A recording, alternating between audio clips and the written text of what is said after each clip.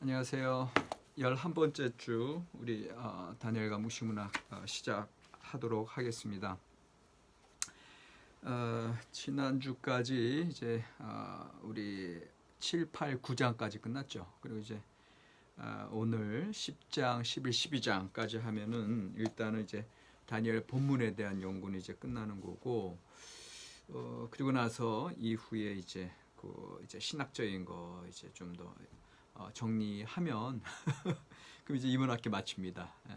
이번 학기 마칠 때까지 이렇게 사실 우리가 한 10명? 10명 정도 이제 모이면은 또 그 정도는 좀 학교 클래스에서 모여서 수업을 직접 할 수도 있을 텐데, 지금 우리가 인원이 어느 정도 되기 때문에 우리 클래스뿐만 아니라 이제 우리 연신원 전체 클래스가, 그래서 제가 다른 교수님들 여쭤봤더니 다른 데는 원생들이 이제 한 뭐 5명, 뭐 4명 뭐 이래서 교수님 연구실에 모여서 한다는 거예요.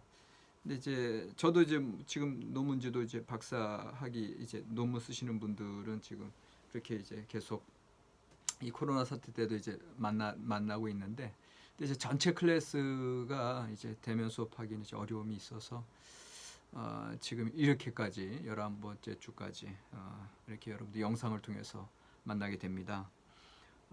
근데 어떤 면에서는 여러분들이 또 영상을 계속 반복해서 들으시고 그래서 도움이 된다 이제 그런 말씀들을 하시기 때문에 또 감사함으로 그러니까 꼭 뭐 나쁜 일이 있다고 나쁜 일만 있는 건 아니에요. 거기에 좋은 일도 있고, 또 이제 좋은 일 있다 그래서 또 늘 좋은 일만 있는 게 아니라 그 안에서도 나쁜 일도 있을 수 있는 거고, 그런 거니까 다 오늘도 이제 하나님의 시간표를 우리가 같이 이야기할 텐데, 하나님의 뜻 안에서 모든 것이 합력해서 선을 이루어 나갈 수 있을 줄로 믿습니다.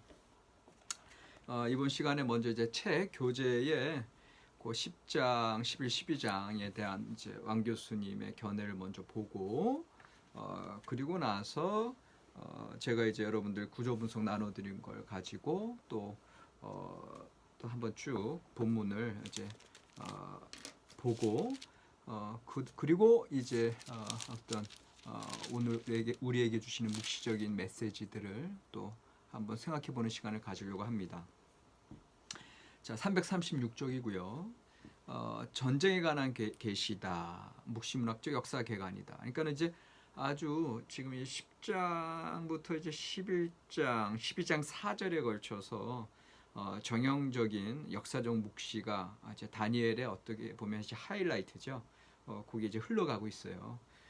그래서 거기에 대해서 일단은 일목요연하게 336에서 337에 왕 교수님이 이제 이렇게 표를 해 놓으셨는데, 여기 보시면 이제 제가 여러분들 드린 구조 분석이랑은 좀 차이가 있는 건 뭐냐면, 대부분은 이제 왕 교수님 요 지금 336쪽에 있는 요 구도를 따라가지만 337쪽에 보시면 이제 왕 교수님은 이 다니엘서 요 10장 1절부터 12장 4절을 이제 두 군데로 나눴잖아요. 337의 맨 아래줄 보면은 천사의 출현 10장 2절로 9절과 천사의 강론 10장 10절로 12장 4절로 이렇게 나누셨는데, 저는 요를 이제 천사의 강론 부분을 이제 두 군데로 나눴어요. 그래서 이제 여러분들 이제 이 구조 분석 부분을 보시면 10장 10절에서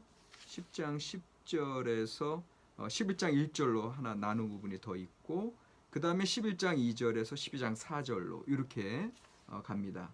그래서 요 차이는 좀 있는데 이 차이 있는 거 이따가 말씀드릴 거고요. 일단은 왕 교수님 이제 말씀하신 거 쭉 한번 살펴보도록 합시다.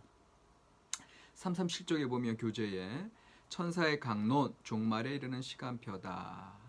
그러니까는 historical resume 이렇게 된 역사 시간표를 묵시문학적으로 이제 개괄하고 있는 본문이다. 이렇게 쭉 나와 있고요. 그 다음에 그 밑에 다음 단락 보시면 다니엘 10장 1절에서 12장 4절은 천사의 계시를 전하는 본문이다. 본문을 형성하는 양식을 가지고 추적할 때 다니엘 10장 2절에서 12장 4절은 천사의 출현, 그 다음에 10장 10절로 11장 1절이 천사와의 대담, 그 다음에 천사가 하는 이야기가 10장 2절에서 12장 4절로 이루어져 있다 이렇게 돼 있죠. 그래서 천사와의 대화 부분, 제가 이제 눈 부분은 천사 입에서 나오는 말을 이끄는 동기부여다 해서 그냥 천사의 출현, 천사의 강론으로 이제 두 군데로 보시는데, 저는 요 천사와의 대화 부분이 사실은 이게 동기부여뿐만 아니라 어떻게 보면은 계시의 담제자로서의 다니엘을 계속해서 만들어가는 이제 그런 모습으로 이제 봤거든요. 그래서 이따가 이제 설명하겠지만, 그래서 요거를 단순한 동기부여 구절로 치부하고 넘어가기에는 의미가 있고, 요것이 나중에 천사와의 직접적인 대화까지 이르는 천사와의 대화 2에서 12장 또 8절에서 13절 볼 때도 좀 이야기하도록 하겠습니다. 자, 그 다음 338로 넘어가시면 이제 그 천사 시작하는 단락, 천사와 다니엘과의 대화는 천사의 입에서 호련히 튀어나오는 계시를 듣기 위한 머리말 가정이다. 본문의 초점은 천사의 말이다. 근데 이제 이게 단순한 이제 천사의 말이라기보다는 이게 이제 제가 천사와의 대화 이제 여기 이제 보시면 여기 이제 이렇게 만들어 놓은 것처럼 A와 B, A 프라임, B 프라임, A2 프라임, B2 프라임, A3 프라임, B3 프라임에 보면 이게 단순한 이제 동기뿐만 아니라 계속해서 어루만지시고 격려하시고 일으켜 세우시고, 그다음에 입을 어루만지셔서 말하게 하고, 이제 이게 이렇게 여느 그냥 동기 구절로 이제 보이지 않기 때문에 이게 중요한 부분인 것 같고요. 근데 이제 왕 교수님은 사실은 역사 진행의 가정표 요거를 이제 더 집중해서 이제 보시는 거죠. 그러니까는 이제 하나님께서 섭리하시는 그 묵시적인 역사, 그 하나님의 시간표를 더 중점적으로 이제 다루느라고 글로 팍 가고 계신데, 저는 여전히 이제 지난주부터 얘기했던 이 계시의 담지자로서의 다니엘의 고통과 또 다니엘의 어떤 그런 하나님의 비밀을 가진 자로서의 이제 감당해야 될 그의 삶의 부분들, 그리고 그것이 그에게 어떠한 사명자로 이제 나아가게 하는지, 요거가 이제 또 중요하게 다가오거든요. 네, 그래서 그런 부분들을 이제 같이 좀 이야기했으면 좋겠고요. 필자는 이제 여기 보면은 이제 콜린스 등의 해설에 따라 페르시아 시대, 알렉산드로스 시대, 프톨레마이아스 왕조의 부상, 이집트와 시리아 사이의 전쟁, 안티오코스 3세, 셀레우코스 4세, 또 안티오코스 4세의 활동기로 본문의 흐름을 재구성한다.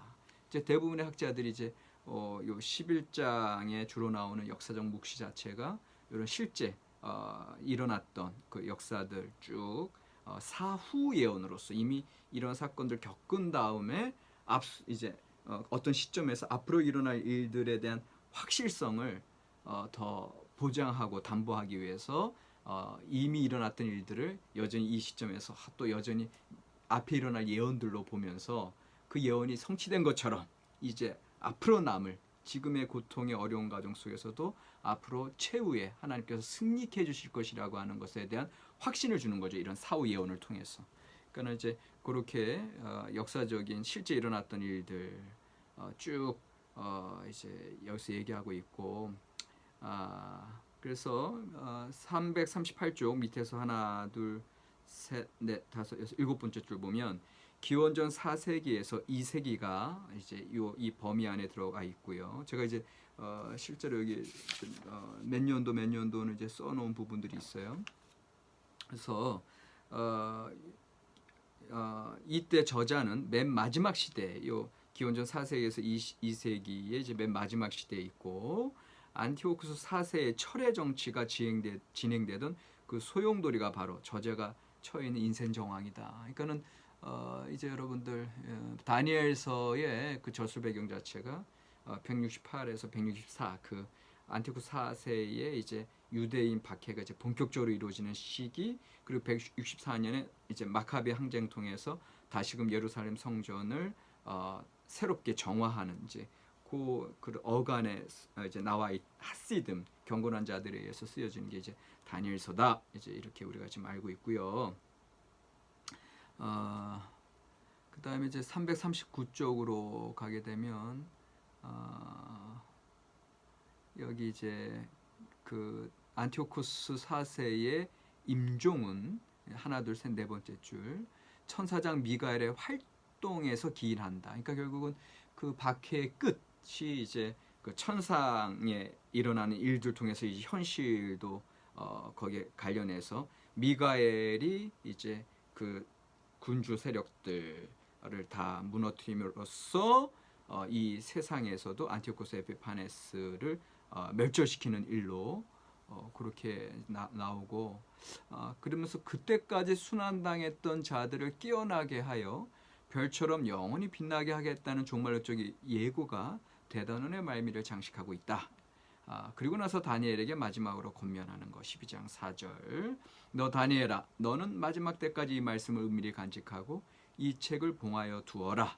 많은 사람이 이러한 지식을 얻으려고 왔다 갔다 할 것이다. 이제 요 말의 의미는 여러분들 12장 4절 그러니까는 자 우리 이제 12장 보시면 성경 말씀 실제로 이제 11장까지 쭉 사후 예언식으로 그 페르시아 시대 이후에 이제 알렉산더 대왕 또 알렉산더 그리스 제국의 분열 그리고 이제 프톨레미 왕조와 이집트의 프톨레미 왕조와 시리아 중심의 셀루코스 왕조의 그런 싸움들 쭉 얘기하고 안티오코스 에피파네스 안티오코스 4세의 박해 상황까지 쭉 얘기한 다음에 그럼에도 불구하고 12장 이제 3절 4절 이제 지혜 있는 자는 궁창의 빛과 같이 빛날 것이요 많은 사람을 옳은 대로 돌아오게 한 자는 별과 같이 영원토록 빛나리라. 그래서 4절에 다니엘아 마지막 때까지 이 말을 간수하고 이 글을 봉함하라. 많은 사람이 빨리 왕래하며 지식이 더하리라. 방금 읽었던 12장 4절 표준 세번역 이 교재에서는 여기까지가 원래 오리지널 끝이에요. 다니엘서가. 예. 그런데 12장 4절까지 끝나지 아니하고 5절 이하가 나중에 부록으로 첨가됐다는 거죠.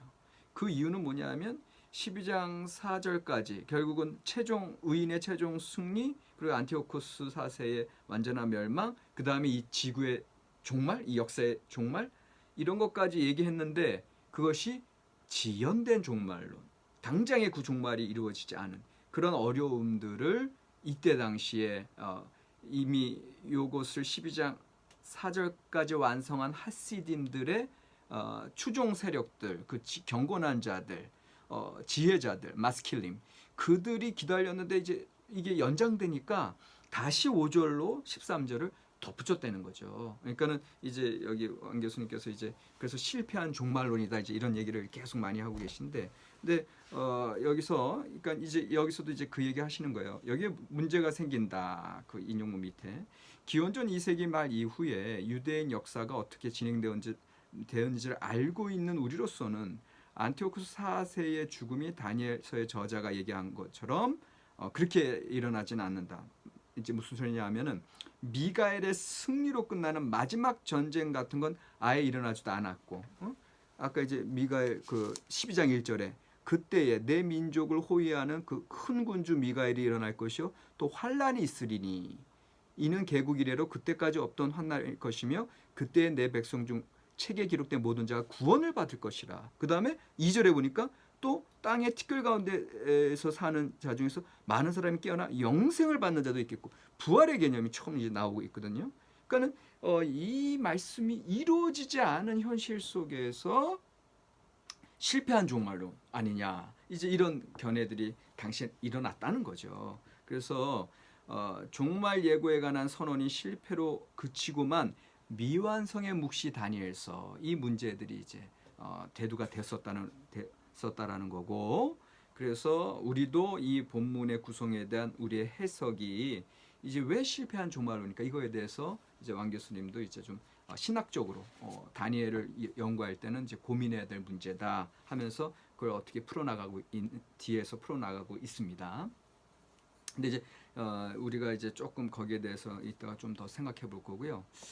자, 340쪽으로 오시면 역사적 묵시 세상의 끝에 관한 정보 해서 이거는 쭉 그 이제 사후 예언식으로 쭉 이야기가 되고 있는데 341쪽으로 바로 보시면 여기 이제 재미있는 게 있어요. 다니엘 10장 1절에서 12장 4절의 문학 유형에 대해서 이야기하시면서 다니엘 본문과 그 이스라엘의 옛날 전승과의 관계 파악이다.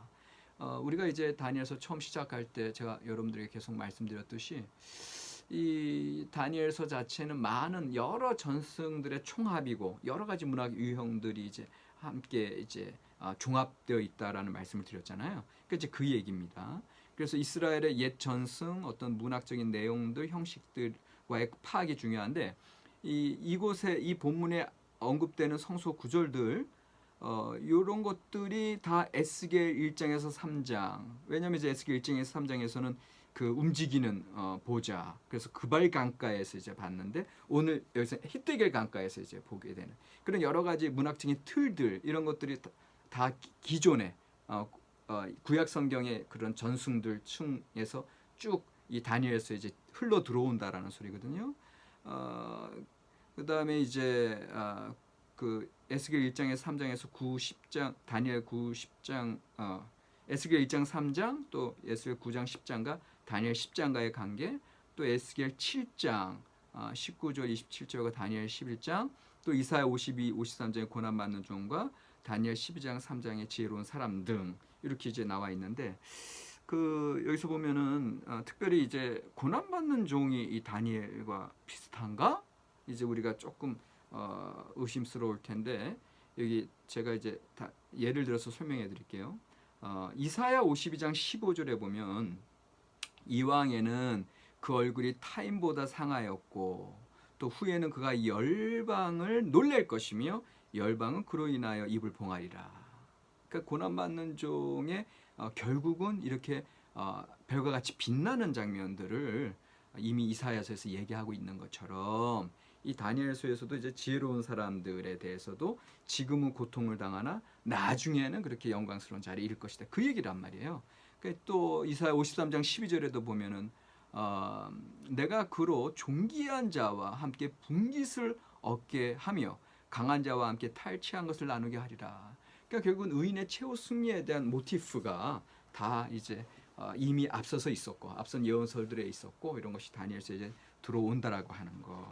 그다음에 아까 이제 움직이는 보좌 내 어떤 형상들. 근데 이제 우리가 지난번에 또 7장, 8장, 9장 봤을 때도 바다에서 일어나는 이제 그 짐승들, 내 짐승들, 이제 그런 형상들, 그런 표현 방법들이 비슷하게 이제 다니엘서에서 사용되고 있다. 그래서 이게 이제 유사 예언이라는 말도 쓰고 또 이제 전승의 총합이라는 말도 쓰고 그렇게 이제 다니엘서를 이제 문학적으로 문학 전승사적으로 우리가 이제 보게 됩니다. 그런데 이제 요게 그래서 여기 이제 골딩게의 용어로 말하면 다니엘 10장에서 12장을 이스라엘의 옛 전승에 대한 상황적 미드라시다. 이제 미드라시라고 하면 해석이잖아요. 그러니까 요게 재해석을 한다라는 거죠. 똑같은 어떤 움직이는 내 어떤 생물에 대해서 이야기하는데 또 여기에서는 그 내 생물이 바다에서부터 내 바람이 불어서 바다에서 내 생물이 일어나는 거. 그러니까 똑같은 어떤 그런 문학적인 모티프지만 그 시대 상황에 따라서 새롭게 표현되고 거기에 대해서 새롭게 재해석돼야 된다라고 하는 거.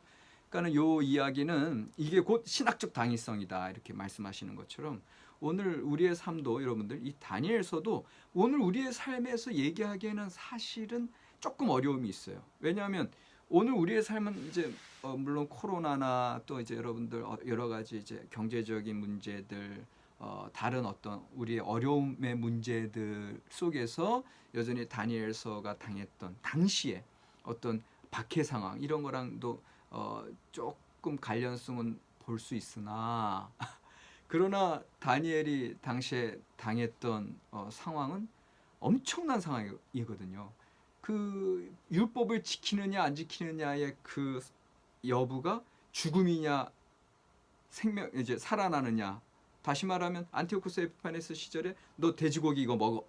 그래서 돼지고기 먹었을 때 살아나는데 그 율법의 말씀대로 율법 불순종하기 때문에 돼지고기 안 먹어 했을 때는 죽음이거든요. 그러니까 칼이 지금 목에 들어와 있는 상황에서 이 다니엘서의 저작 그룹들, 그 하시딤들, 경건한 자들은 이런 상황 속에서 하나님의 시간표를 바라고 미래에 지금 죽어도 하나님의 그 시간표에 나중에 이 부활까지 바라보면서 그런 신앙생활을 하는 분들이거든요. 그러니까 그런 분들이랑 사실 오늘 우리는 좀 약간 안일하죠. 그리고 우리 입장에서 그 다니엘서를 이제 본다고 했을 때는 엄청난 차이가 있는 거예요, 사실은. 마치 우리가 이제 욥기를 이제 늘 제가 해석한다고는 하지만 욥이 당하는 그 고통은 욥밖에 모르거든요. 그런 상황 속에 들어가야지 우리가 그 말씀을 제대로 이해할 수 있을 텐데, 마찬가지로 오늘 우리의 상황 속에서 이 다니엘을 제대로 이해할 수 있나, 이제 그럼에도 불구하고 여전히 재해석, 우리가 신학적으로 일종의 도전이죠. 우리가 오늘의 상황 속에서 여전히 다니엘서를 어떻게 해석해낼 수 있으며, 오늘의 지금 우리의 이런 모습에서 어떻게 욥기를 우리가 이해할 수 있으며, 시편에 나타난 그 탄식자들의 그 탄식을 어떻게 이해할 수 있는지, 이제 이런 것들이 계속 우리에게는 신학적인 도전이고 우리가 신학적으로 해석해야 될 과제들이 되겠습니다. 그러니까 여러분들, 하나님의 말씀과 씨름하는 건 그래서 중요한 거예요. 그냥 말씀 그냥 쭉 읽고 그냥 내 생각대로 이렇게 설교하시고 뭐 묵상하시고 그 정도로 그치는 게 아니라 너무 간극이 있으니까. 그러니까 이제 하나님의 말씀과 오늘 우리의 상황 가운데는 제가 방금 소개해드렸듯이 이 말씀에는 그때그때 그런 역사적인 정황들이 다 있거든요. 그러니까 그런 상황 속에 이제 우리 지금 2020년 살고 우리랑은 이 간극이 너무 많아. 시간적인 간격, 공간적인 간격, 문화적인 배경, 또 언어적인 배경 너무나 달라. 이런 다른 데서 우리가 이 성경을 이해하고 있다? 이건 어불성설이란 말이에요. 그러니까 우리가 신학하고 성서학을 한다고 하는 건 이 간극을 메워야 돼요. 이 간극을 메워서 이 되도록 그때 당시의 상황에 들어가서 하나님의 말씀을 끄집어내는 게 중요하고 그게 정말 해석학적인 작업이고 신학적인 작업이다. 이거 너무너무 중요한 작업입니다. 자, 341쪽에 이렇게 이제 신학적인 당위성으로 옛전승에 대한 새로운 해석이다. 상황적 미드라시다. 이제 이렇게 말씀하셨고, 그러나 중간 단락 다니엘 10장 1절 12장 4절의 문학 유형은 역시 역사적 묵시로 보아야 한다. 이제 역사적 묵시를 그렇게 이제 봐야 된다는 것. 이제 다니엘서 자체의 특징입니다. 역사적 묵시. 근데 이제 342쪽으로 넘어오시면 묵시 사상에 담긴 믿음, 희망의 신학 해가지고 요 이제 실패한 종말론에 대해서 계속 얘기하면서 이제 계속 고민하고 계시죠.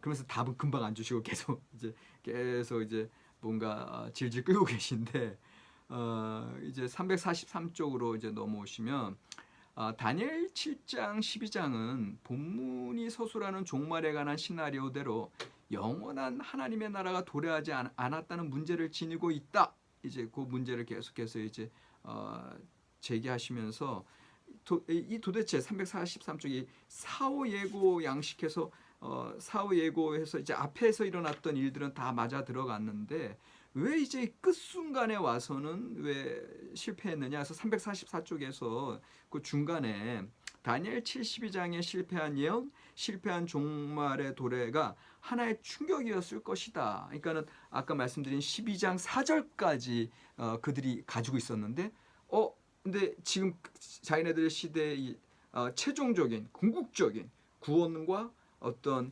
부활과 하나님의 승리가 도래하지 않았을 때 그들은 이제 충격을 받고 있었을 것이다. 그럼에도 불구하고 왜 유대인들은 이 책을 실패한 예언이라고 해서 쓰레기통 속에 버리지 않았을까? 버리기는커녕 다니엘의 묵시를 도리어 거룩한 책의 하나로, 정경의 하나로 받아들이고 읽게 한 이유는 무엇이었을까? 요 미완성에 대한 거.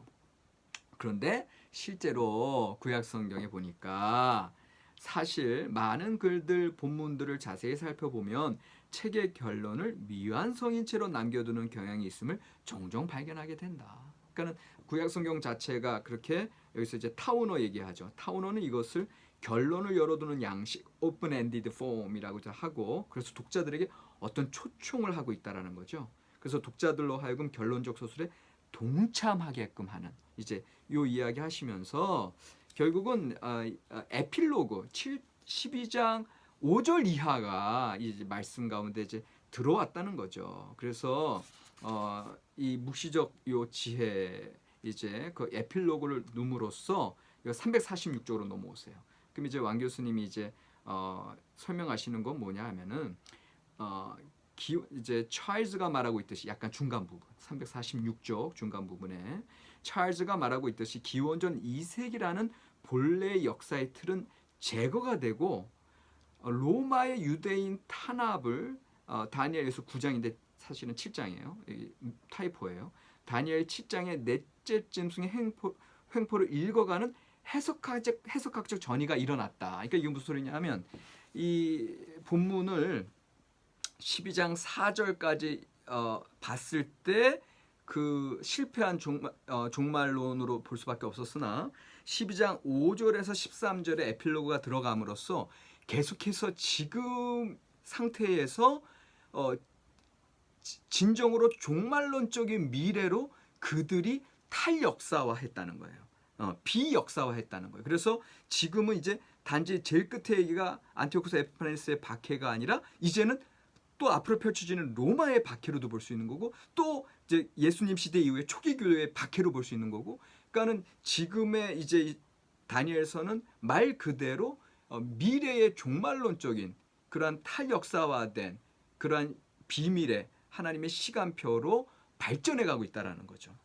그렇기 때문에 여전히 다니엘서는 실패한 종말론으로서 신뢰하지 못할 그러한 묵시서로 끝나버리는 것이 아니라 이미 이 시대에도 여전히 미래의 그런 종말론적인 그러한 소망을 바라보고 나갈 수 있게끔 만들었다. 이게 이제 그 얘기를 이제 어려운 말로 해석학적 전이 탈역사와 비역사와 지금 346쪽의 아래쪽에서 계속 얘기하는 거예요. 근데 이제 그거까지는 이제 우리가 이제 이해가 되는데 근데 이제 제가 여기서 다음에 말씀하시는 게 이제 346쪽 밑에서 하나 둘셋넷 다섯 여섯 일곱 여덟 번째 줄에 보시면 이 비역사화가 일어나고 있는 것이다 하면서 역사의 시간표를 헤아리는 관심에서 역사의 소용돌이를 일으키는 정체 파악으로 관심이 쏠리고 있다 이렇게 나오고 있어요.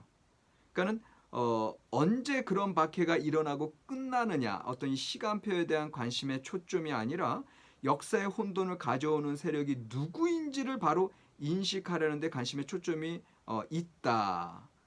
그래서 이제부터 다니엘의 실패한 종말론은 아직 이루어지지 않은 우주적 차원의 사건으로 변형되었다. 이제 이렇게 됐는데 이제 요 후자의 얘기는 맞아요. 실패한 종말론이 아니라 이제 우주적 차원의 사건으로 이제 변형되었다. 이건 맞는데, 근데 제가 이제 조금 이제 아쉬운 거는 여전히 언제 그런 박해가 일어나고 끝나느냐의 관심의 초점이 아니라 역사의 혼돈을 세우는 그 혼돈의 세력이 누구인지 관심이 바뀌었다라기보다는 제가 보기에는 이게 같이 일어나요. 그러니까는 여전히 이 하나님의 때에 대해서 관심이 없어진 게 아니라 그냥 그 미래의 종말론적인 소망으로 오히려 쫙 투사가 되는 거죠. 예. 소망으로 투사가 되면서 동시에 현재 일어나고 있는 그 악한 세력에 대해서는 여전히 이 악한 세력도 하나님의 그 미래의 때 정해진 시간에 멸망하고 말 것이라고 하는 그런 소망. 그러니까 그 미래에 대한 그 시간표에 대한 여전히 관심이 살아 있어야 지금 현재 너희들 악한 세력 아무리 판을 쳐도 너희들 끝날 거야. 하나님의 시간표가 정해져 여전히 거기에 대한 소망을 끝까지 가지고 있어야지 여전히 지금 현재를 살아가고 있거든요. 그러니까 그런 면에서는 이 부분이 그런 시간에 대한 이 박해가 일어나고 끝나느냐의 관심의 초점이 아니라 이제 이렇게 끝날 것이 아니라 오히려 여전히 이 시기에 하나님의 그 종말에 대한 어떤 확신, 그 시간표에 대해서 그 시간표도 여전히 마음속에 지니고 있을 때, 그때 이 어려운 혼돈의 시기를 관통해 가지 않을까 저는 이제 그런 생각을 좀 더 했고요. 그러면서 왕 교수님 그러나 말씀하신 중요한 거 뭐냐 347쪽에 그 두 번째 따라게 파루시아 도래의 지연. 파루시아는 이제 이 헬라 시대 때 왕이 이제 도래하고 왕이 이제 딱 왔을 때 그게 파루시아의 도래라고 얘기하는 것처럼 이건 이제 예수 그리스도의 재림을 얘기해요. 우리의 만왕의 왕이신 예수 그리스도 오셨을 때 그 종말을 얘기하는데 이 파루시아의 유보 도래의 지연 이거는 종말에 관한 묵시문학의 가르침을 이제는 예언이 아닌 성문서적인 문학으로 보게 만든다. 그러니까는 왕 교수님이 왜 다니엘서를 이제 어떤 예언과 묵시로 보는 게 아니라 지혜와 묵시로 계속 보셨잖아요. 저도 이제 그걸 따르고 있고 이것이 뭐냐 하면은 오히려 우리에게 이야기 가르침의 이게 패러다임이라고 나오죠. 현실의 악에 대한 하나님의 궁극적인 승리를 증거하는 이야기로 본다는 거죠. 성문서로. 그래서 가르침의 법례 패러다임으로 읽을 때 다니엘 12장의 묵시는 신앙 공동체의 책으로 살아나게 되었다. 그러면서 이제 시간표 계산이 초점이 아닌 악한 세상에서 어떻게 신앙으로 살아가느냐는 얘 삶의 도움의 교훈이다. 근데 자꾸 왜 이제 왕 교수님이 시간표 계산이 초점이 아니다 이렇게 말씀하는 거 뭐냐면 이게 세대주의적인 이단적인 근본주의적인 가르침 때문에 사실은 이거를 이제 무시하려고 하시는 건데 저는 그 차원보다는 오히려 이 하나님의 종국에 대한 그래서 하나님의 시간표까지도 정확하게 우리가 이제 계산은 안 하지만 그 시간표를 여전히 붙들고 있어야 하나님의 시간표 또 하나님의 공간의 다스림 그러니까 시간과 공간에 대해서도 전적으로 하나님께 내어 맡겨야 된다라는 입장을 계속 가지면서 그래야 이 중간기 윤리 그 다음에 맨 마지막에 독자들을 신앙인으로 살아가기로 초청하고 있는 것이다. 다니엘서는 묵시적 지혜의 보고다. 이 이야기를 이제 할 수 있다라는 거죠. 자, 두 번째 시간으로 넘어갈게요.